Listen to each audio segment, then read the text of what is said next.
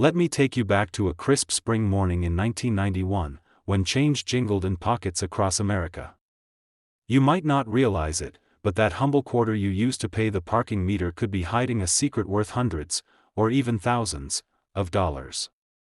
Today, we're zeroing in on one coin in particular, the 1991 US quarter. It looks ordinary at first glance, but keep listening. By the end of this segment you'll know exactly what to look for, why collectors go wild over certain examples, and how the tiniest detail can turn pocket change into a serious payday. The story begins in Philadelphia and Denver, where the U.S. Mint struck millions of these quarters to keep up with demand for everyday change. These coins bear the familiar profile of George Washington on the obverse, sculpted by John Flanagan in 1932, and on the reverse, the eagle with outstretched wings, a design that had carried the quarter through much of the 20th century.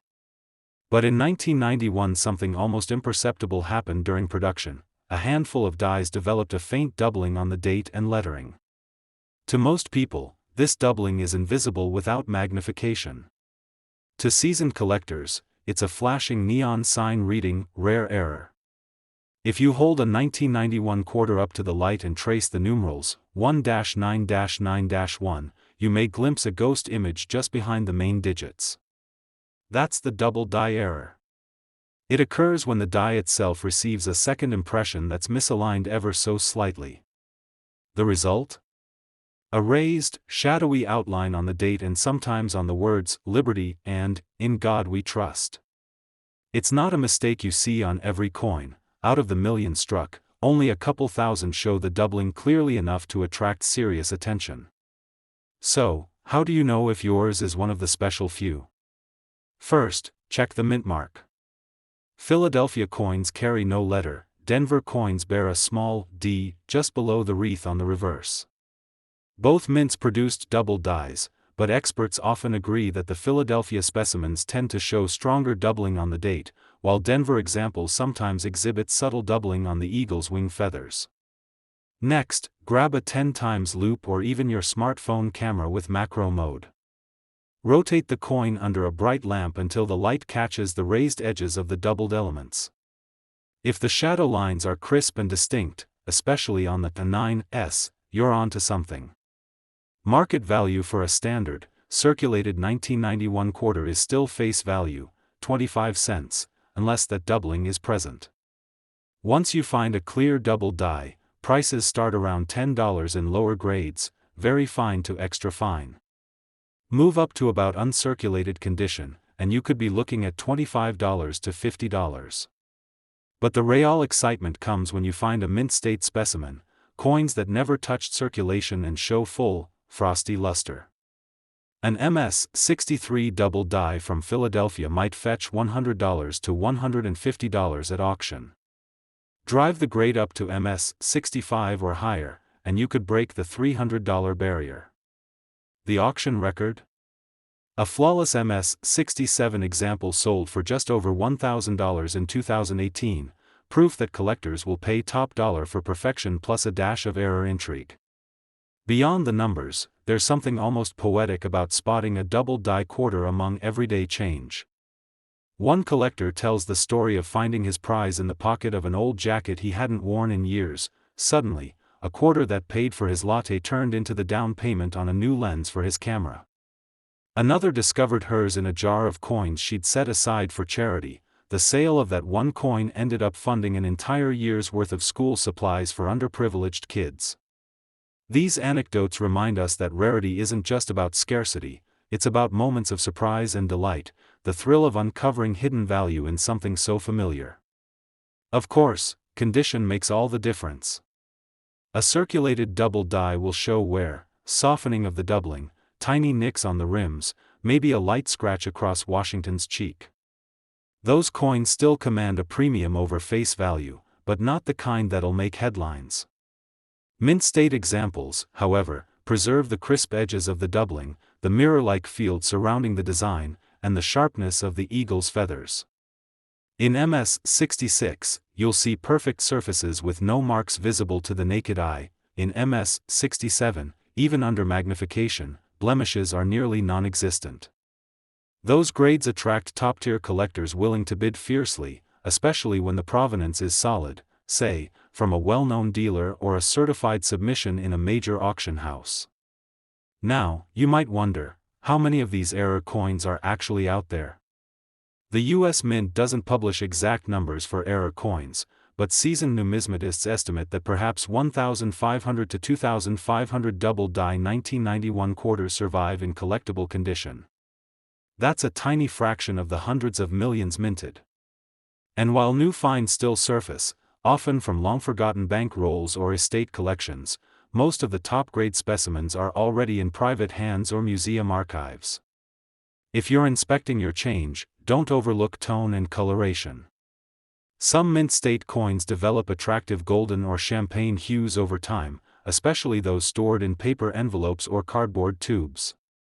Light toning can enhance eye appeal and sometimes command a bonus at auction, provided the colors are even and complement the coin's luster.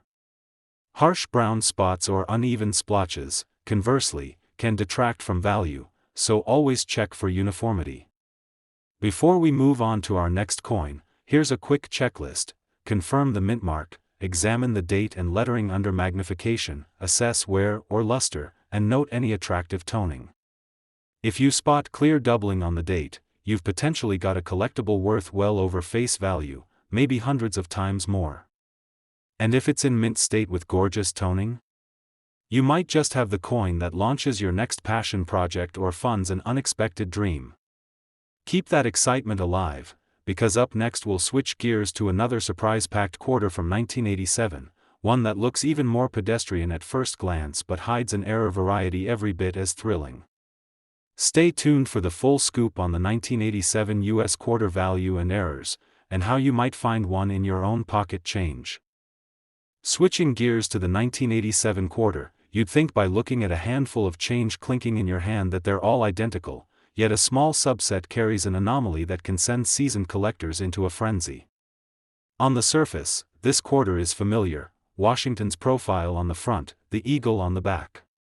But a tiny misplacement in the die alignment created what's known as the off-center strike error, and a few of these pieces have surfaced with enough shift to transform a 25-cent piece into a collector's prize.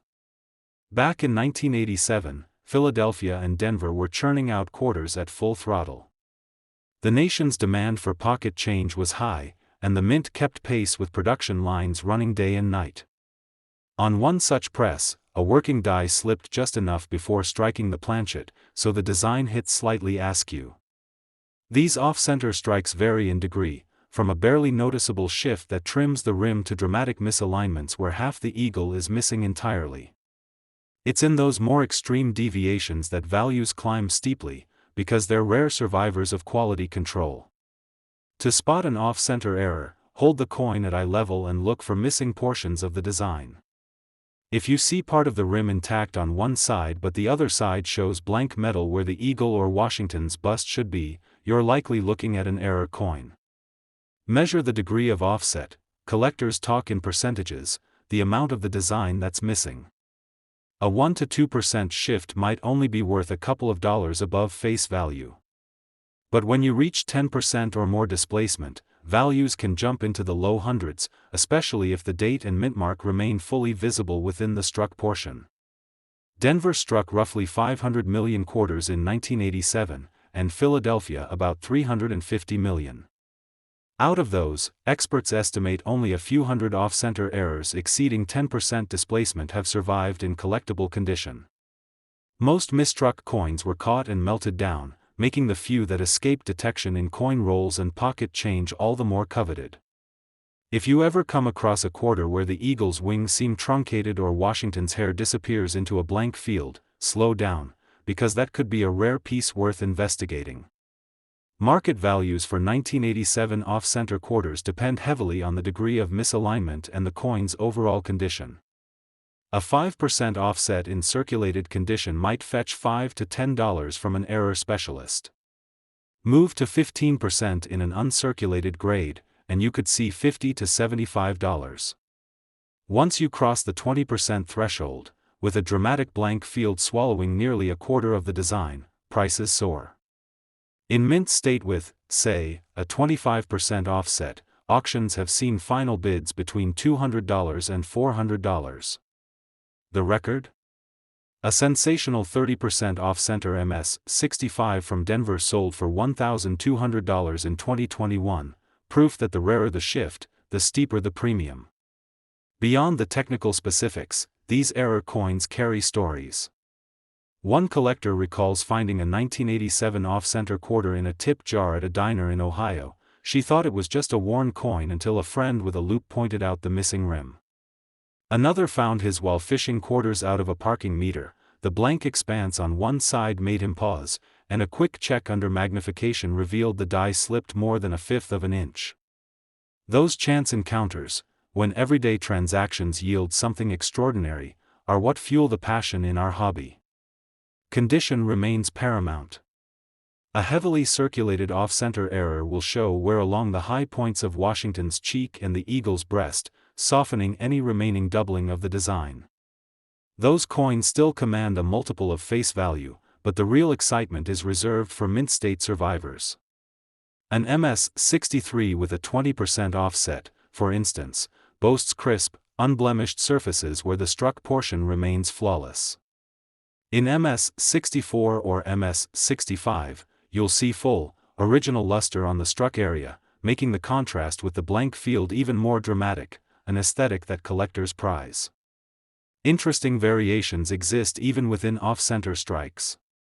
Some coins exhibit lamination errors, where the metal flakes off in thin layers, along the blank edge, creating a scalloped look. Others show clash marks, faint impressions of the eagle's feathers or Washington's profile on the blank field caused by die contact without a planchet. Those clash impressions, when clear, add a second layer of rarity, noted as off-center with clash by error specialists, and can push values another 10 to 20% above a standard off-center strike. Auction houses that specialize in error coins often highlight these pieces with dramatic photography showing both the obverse and reverse. A 1987 quarter with a 22% offset and visible clash marks sold for $550 in 2023 after a bidding war among 3 prominent collectors. That sale underscored how provenance influences price. Coins submitted directly by reputable dealers or those with photographic records of discovery tend to achieve stronger results. Documentation, photos of the coin in change or in unopened rolls, can authenticate the find and guard against counterfeit error devices.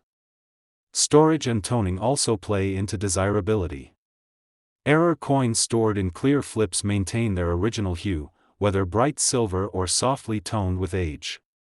Coins that spent decades in paper coin wrappers sometimes develop gentle gold or blue toning along the blank fields, which, if evenly distributed, can heighten eye appeal.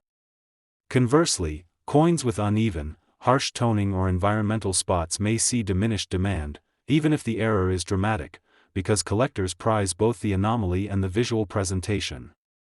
If you suspect you found a 1987 off-center quarter, start by photographing it under consistent lighting, capturing both sides. Then consult reference guides or error coin forums to gauge the offset percentage.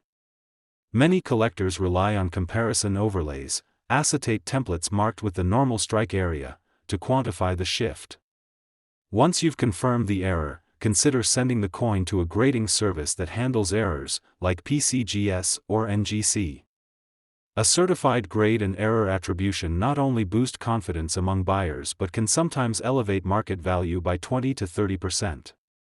For those who enjoy hunting through rolls, bank-wrapped sets still occasionally yield surprises. Focus on older bank rolls from credit unions or small local banks. They're less likely to have been pre-sorted by coin dealers. When you open a roll, spread the coins out under a bright lamp and scan rapidly for any missing portions of the design. Even a quick glance will reveal the most dramatic offsets.